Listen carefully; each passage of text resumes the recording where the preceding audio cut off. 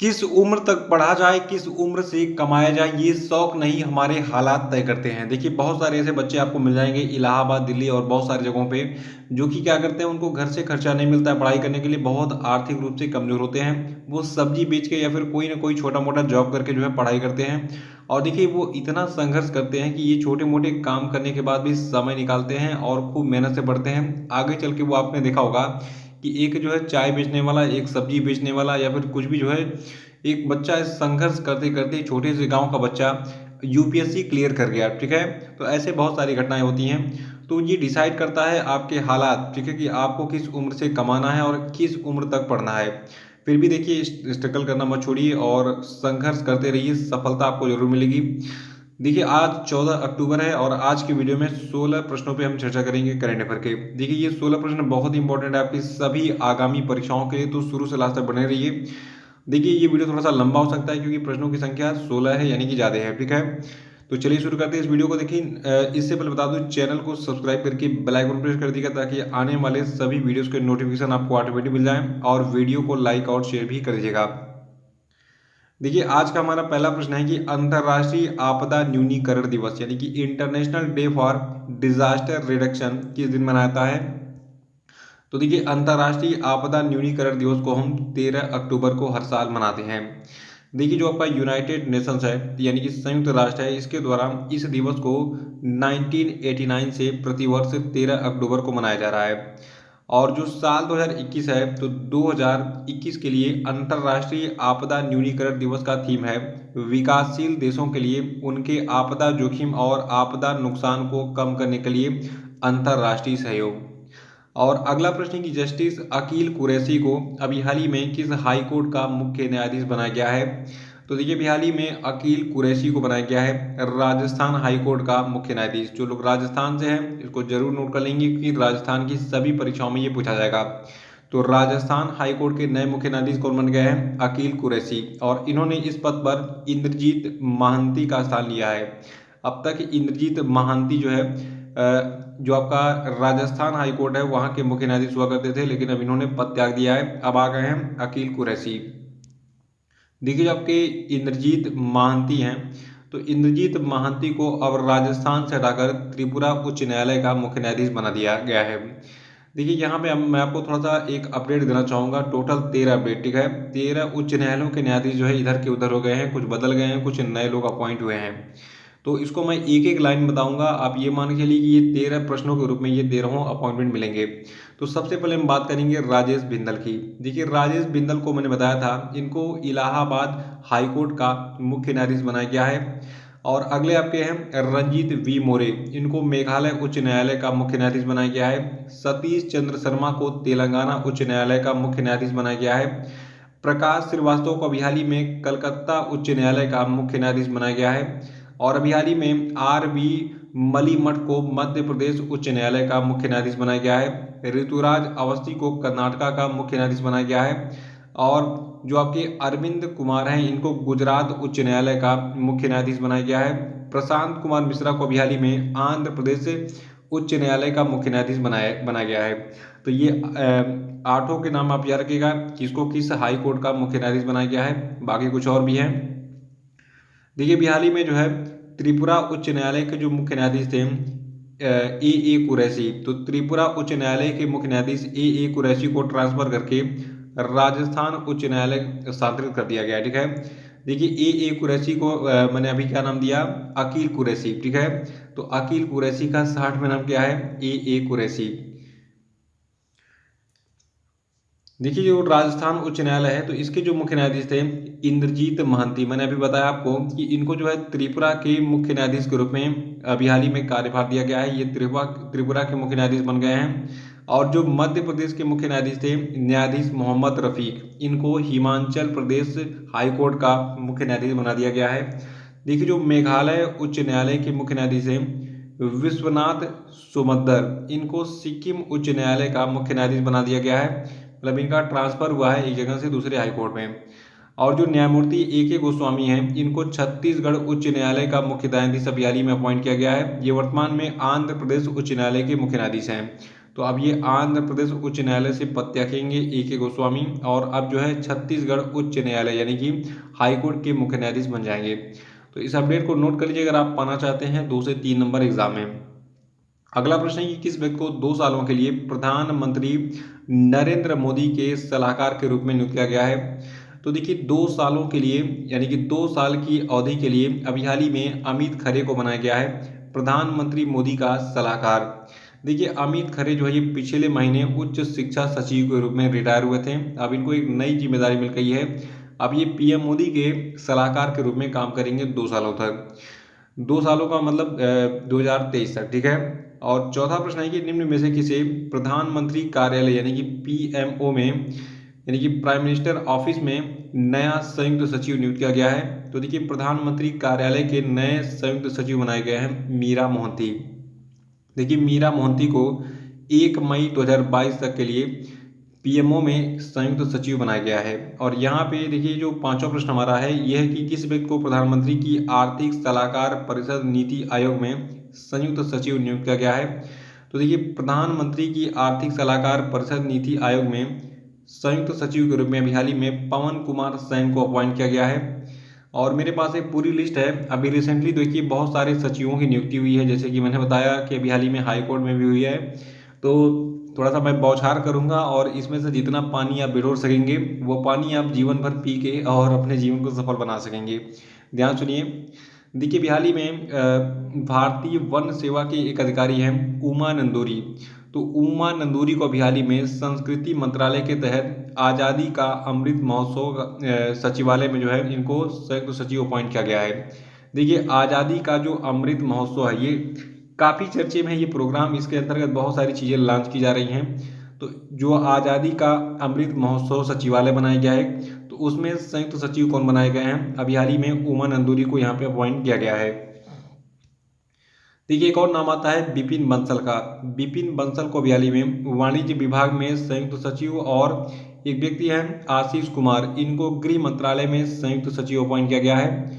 तो विपिन बंसल को वाणिज्य विभाग में संयुक्त सचिव और आशीष कुमार को गृह मंत्रालय में संयुक्त सचिव नियुक्त किया गया है, याद रखना है इसको।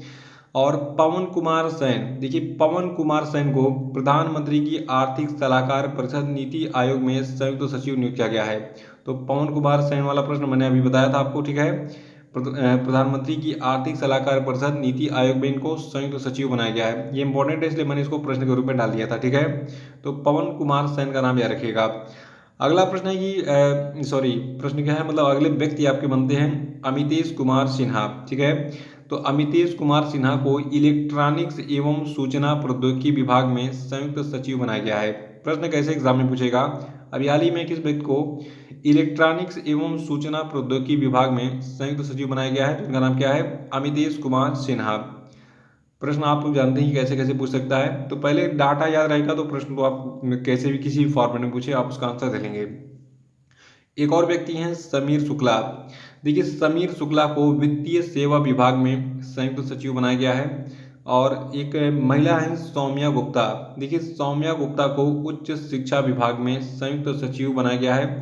देखिए चूंकि ये महिला है इसलिए इनका नाम इंपॉर्टेंट है, क्योंकि यहाँ पे महिलाओं की संख्या काफ़ी कम है इस विभाग में। तो सौम्या गुप्ता को उच्च शिक्षा विभाग में संयुक्त सचिव बनाया गया है। और एक व्यक्ति हैं हरीश चंद्र चौधरी, इनको एनएचआरसी में संयुक्त सचिव बनाया गया है। और एक और व्यक्ति हैं कुलदीप नारायण। तो देखिए कुलदीप नारायण को आवास एवं शहरी मामलों के मंत्रालय में संयुक्त सचिव बनाया गया है। और एक व्यक्ति हैं वंदना कुमार, ठीक है। तो वंदना कुमार को नवीन और नवीकरणीय ऊर्जा मंत्रालय में संयुक्त सचिव, और एन युवराज को औषधि विभाग में संयुक्त सचिव बनाया गया है। तो इन सभी नए सचिवों के नाम अगर आप याद रखेंगे तो आपको बहुत सारे नंबर मिल जाएंगे एग्जाम में। अगला प्रश्न है कि किस देश ने दुनिया की पहली सेल्फ ड्राइविंग ट्रेन लॉन्च की। तो देखिए जो दुनिया की पहली सेल्फ ड्राइविंग ट्रेन है इसको जर्मनी ने लॉन्च किया है। देखिए जर्मनी में जो जर्मन रेल ऑपरेटर डायचे वाहन है और जर्मन इंजीनियरिंग कंपनी सीमेंस है, इन दोनों ने मिलकर 11 अक्टूबर 2021 को जर्मनी के हैम्बर्ग शहर में दुनिया की पहली स्वचालित और चालक रहित ट्रेन यानी कि ऑटोमेटिक और बिना ड्राइवर वाली ट्रेन को लॉन्च किया। देखिए ये जो ट्रेन थी ये जर्मनी में दिसंबर 2021 से परिचालन और यात्रियों को ले जाना शुरू कर देगी।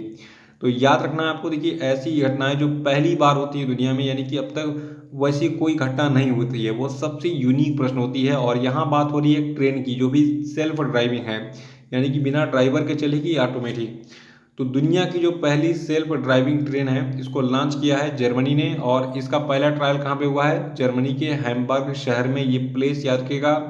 देखिए एक बार तो मतलब ट्रेंड चल रहा था 2016 के आसपास में, जितनी भी नई ट्रेनें लॉन्च हो रही थी तो उनका ट्रायल कहाँ से कहाँ तक हुआ कि ये जो है यूपी वाले बहुत पूछ रहे थे। यूपी में जितने भी एग्जाम हुए तो पूछ रहा था, भैया ये फला ट्रेन कहाँ से कहाँ तक इसका ट्रायल हुआ, उसकी स्पीड कितनी थी। ठीक है, तो खैर ये तो विदेश का ट्रेन है, इसके लिए बस इतना ही काफ़ी है कि आप इतना याद रखिए कि जो दुनिया की पहली सेल्फ ड्राइविंग ट्रेन है, ये जर्मनी में चली थी। अभी हाल ही में हैम्बर्ग शहर में इसका ट्रायल हुआ और ये दिसंबर 2021 से परिचालन शुरू कर देगी। ठीक है, अगला प्रश्न है कि फीफा 2022 अंडर 17 महिला विश्व कप का शुभंकर क्या है? तो सबसे पहले तो आपको यही याद रखना है कि फीफा 2022 अंडर 17 महिला विश्व कप जो होगा, इसका आयोजन भारत में किया जाएगा और इसका शुभंकर बनाया गया है ईभा को।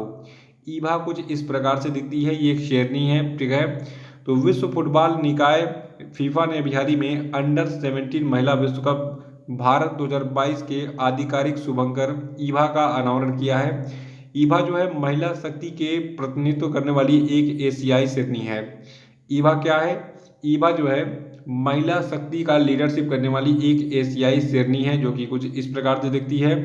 और इसी ईभा को फीफा 2022 अंडर 17 महिला विश्व कप का शुभंकर बनाया गया है। इसकी घोषणा भी हाल ही में जो है फीफा ने की।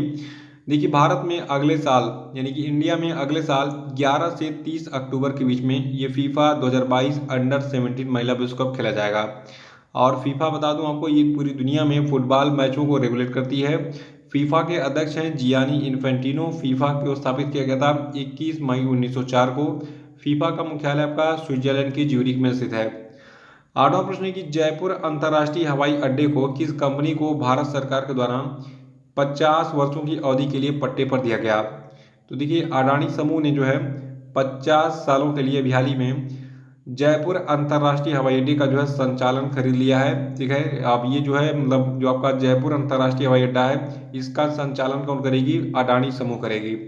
देखिए अडानी समूह का मुख्यालय गुजरात के अहमदाबाद में है। इसके संस्थापक हैं गौतम अडानी और इसकी स्थापना 20 जुलाई 1988 को की गई थी। नवा की हाल ही में केंद्र सरकार ने पोर्ट संचालन की डिजिटल निगरानी के लिए किस स्थान पर माई पोर्ट एप्लीकेशन लॉन्च किया? तो देखिए जो माई पोर्ट एप्लीकेशन है, इसको लॉन्च किया गया है अभी हाल ही में कोलकाता में। तो याद रखिएगा केंद्र सरकार ने पोर्ट संचालन, देखिए पोर्ट मतलब बंदरगाह की बात हो रही है, तो बंदरगाह संचालन की डिजिटल निगरानी के लिए कोलकाता में एक एप्लीकेशन को लॉन्च किया है। इसका नाम क्या है? माई पोर्ट एप्लीकेशन। इसकी खास बात क्या है? देखिए केंद्र सरकार ने जो पोर्ट संचालन की डिजिटल निगरानी है, इसके लिए जिस एप्लीकेशन को लॉन्च किया है, जो कि जिसका नाम क्या है? माई पोर्ट ऐप। तो इस ऐप पर जाकर आप इसको मोबाइल में आप डाउनलोड करने के बाद वेसल बर्थिंग, रेक और इंडेट, रेक रसीद, container status, tariff, bill, port holiday से संबंधित जो है जानकारी आप जो है मतलब इसको रिसीव करते हैं, मतलब वहाँ से जानकारी ले सकते हैं इस एप्लीकेशन से।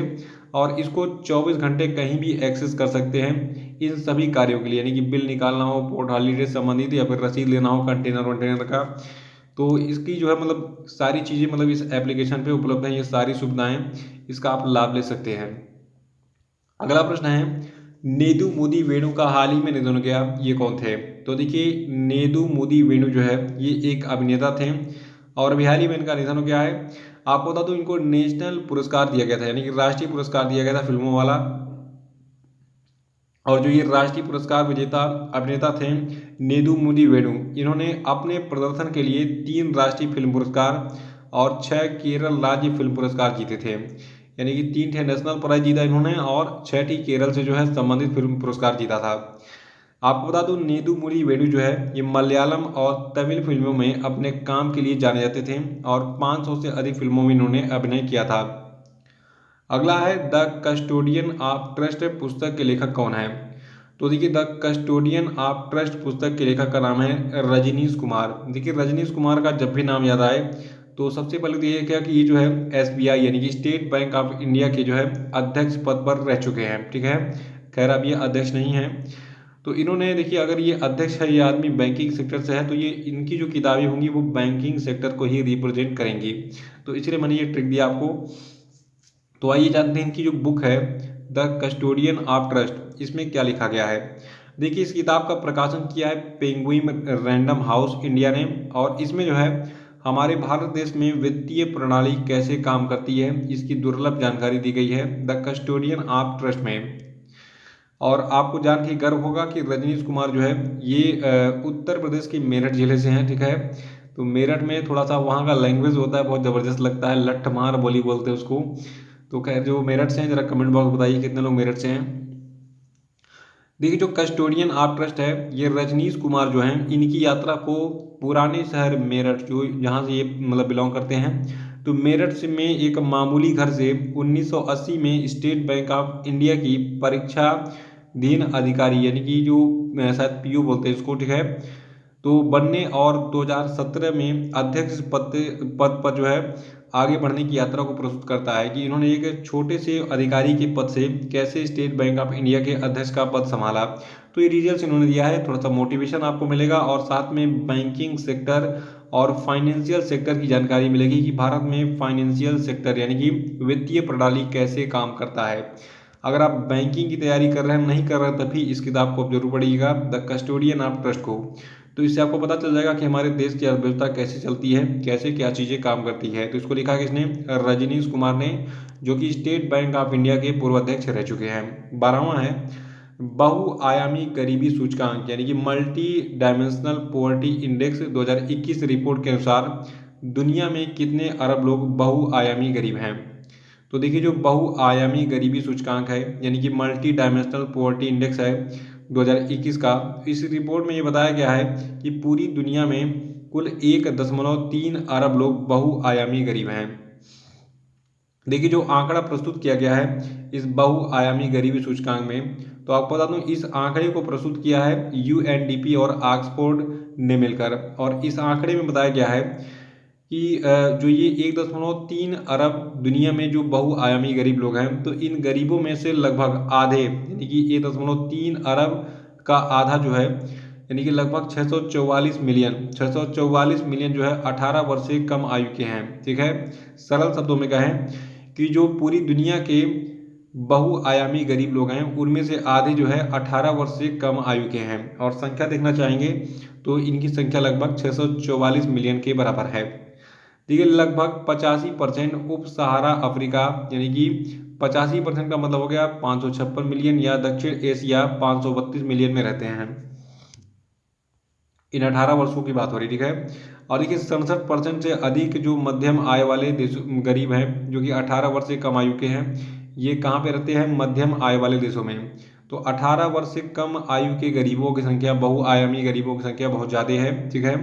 उप सहारा अफ्रीका में कितना है, 85%, यानी कि उप सहारा अफ्रीका में 18 वर्ष से कम आयु के जो बच्चे हैं जो कि बहुआयामी गरीब हैं, इनकी संख्या कितनी है, 556 मिलियन। और दक्षिण अफ्रीका में कितनी है, दक्षिण एशिया में कितनी है, 532 मिलियन। और देखिए, 67% से अधिक मध्यम आय वाले देशों में रहते हैं ये 18 वर्ष से कम आयु के जो गरीब लोग हैं, बहुआयामी गरीब। और देखिए, जो बहुआयामी गरीबी सूचकांक है इसमें भारत के बारे में कौन सा आंकड़ा दिया गया है, ये सबसे इंपॉर्टेंट होगा आपके एग्जाम के लिए। देखिए, जो बहुआयामी गरीबी सूचकांक 2021 है, इसमें बताया गया है कि भारत में जातियों और जनजातियों के बीच सामाजिक स्तरीकरण की एक अधिक प्रचलित रेखा है। और ये जो सूचकांक है बहुआयामी गरीबी सूचकांक, ये सूचकांक जातियों और जनजातियों तथा उन व्यक्तियों के बीच बहुआयामी गरीबी की घटना एवं तीव्रता को प्रस्तुत करता है जो कि किसी जाति या जनजाति के सदस्य नहीं है।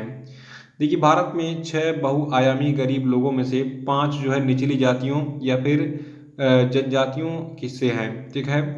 देखिए, भारत में अनुसूचित जनजाति समूह का 9.4% जो है बहुआयामी गरीबी में रहता है और अनुसूचित जाति समूह का लगभग 33.3% बहुआयामी गरीबी में रहते हैं। और देखिए, ओबीसी यानी कि अन्य पिछड़ा वर्ग की बात करें तो अन्य पिछड़ा वर्ग समूह का 27.2% बहुआयामी गरीबी में रहता है, यानी कि सबसे ज़्यादा बहुआयामी गरीब जो है किस वर्ग में है, ओबीसी यानी कि पिछड़ा वर्ग में है। और देखिए भारत में लगभग 12% जनसंख्या महिला प्रधान परिवारों में रहती है। इन चारों लाइनों को याद रखिएगा, इसमें से कोई भी लाइन प्रश्न के रूप में एग्जाम में पूछा सकता है। प्रश्न कैसे बनेगा कि भारत में जो है अन्य पिछड़ा वर्ग समूह जो है ये कितने परसेंट बहुआयामी गरीबी में रहता है, बहुआयामी गरीबी सूचकांक के अनुसार। तो इनकी संख्या कितनी है, 27.2%। आपको पता होगा, देखिए मैंने सबसे ज़्यादा क्यों कहा, क्योंकि देखिए जो पिछड़ा वर्ग है इसकी संख्या लगभग 56% है भारत में, ठीक है। जो भारत की टोटल पॉपुलेशन है इसमें 56% पिछड़ी जाति से आते हैं।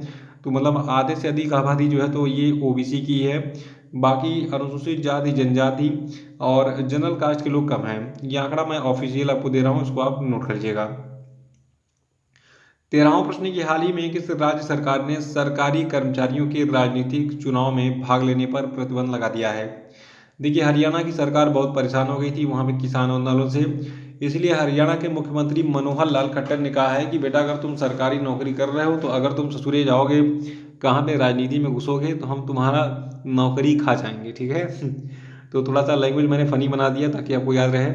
हरियाणा के जो मुख्यमंत्री हैं मनोहर लाल खट्टर, ठीक है, इन्होंने अभी हाल ही में जो है नए कृषि कानून को लेकर किसानों के विरोध का सामना करते करते, मतलब जब इन्होंने आत्मसमर्पण कर दिया, परेशान हो गए, तो इन्होंने अपने कर्मचारियों को कहा कि आप राजनीति और चुनाव में भागीदारी नहीं कर सकते हैं, ठीक है।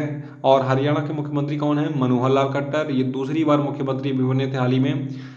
और हरियाणा के राज्यपाल बंडारू दत्तात्रेय हैं, मुख्यमंत्री का नाम मैंने बता दिया है। हरियाणा की राजधानी चंडीगढ़ है। देखिए चंडीगढ़ जो है ये पंजाब की राजधानी भी है और हरियाणा की भी है।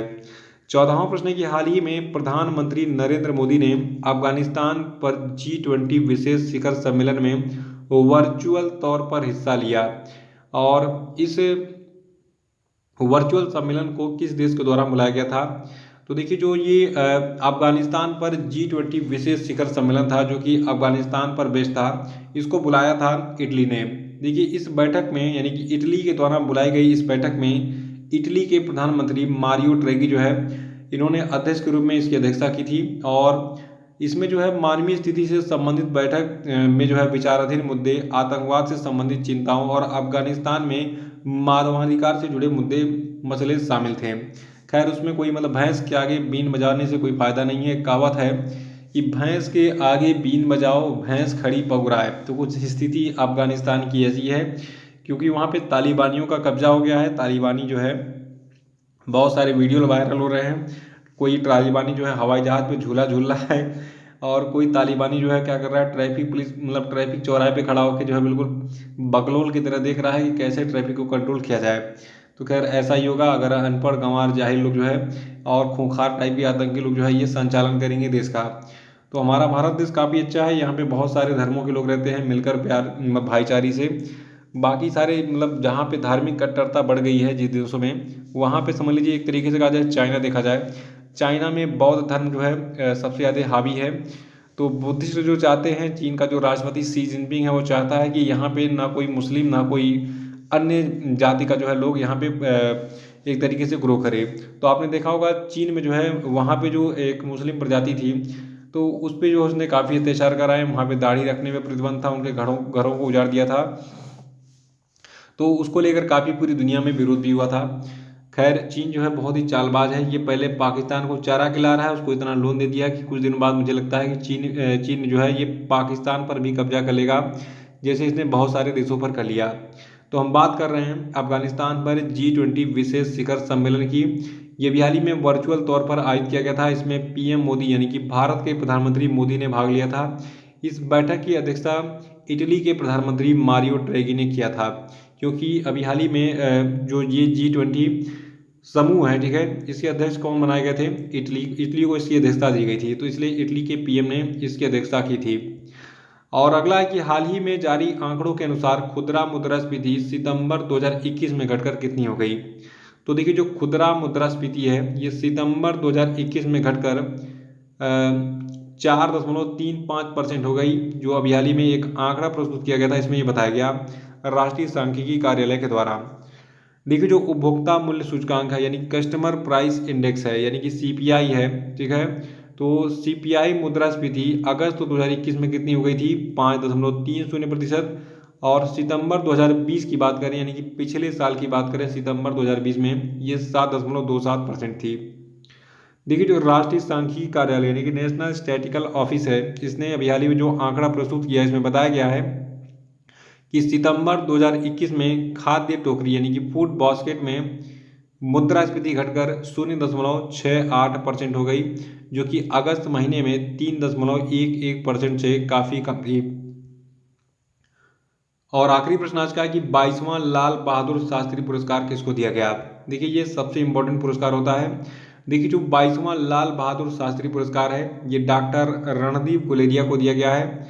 आपको बता दूं, उपराष्ट्रपति एम वेंकैया नायडू ने भी हाल ही में सोमवार को अखिल भारतीय आयुर्विज्ञान संस्थान यानी कि एम्स के निदेशक डॉक्टर रणदीप गुलेरिया को उत्कृष्टता के लिए 22वां लाल बहादुर शास्त्री राष्ट्रीय पुरस्कार प्रदान किया। देखिए जो ये लाल बहादुर शास्त्री पुरस्कार होता है, इसके विजेता को 5 लाख रुपए का नगद पुरस्कार दिया जाता है। तो डॉक्टर रणदीप गुलेरिया को बिहारी में ये 22वां लाल बहादुर शास्त्री राष्ट्रीय पुरस्कार दिया गया है। ये पुरस्कार हर एग्जाम में पूछा जाता है, इसको नोट कर लेंगे और मोस्ट इंपॉर्टेंट टैग कर लीजिएगा। तो ये थे आपके आज के सभी महत्वपूर्ण करंट अफेयर, और अब हम बात करेंगे आज के सभी क्वेश्चन अपडेट पे।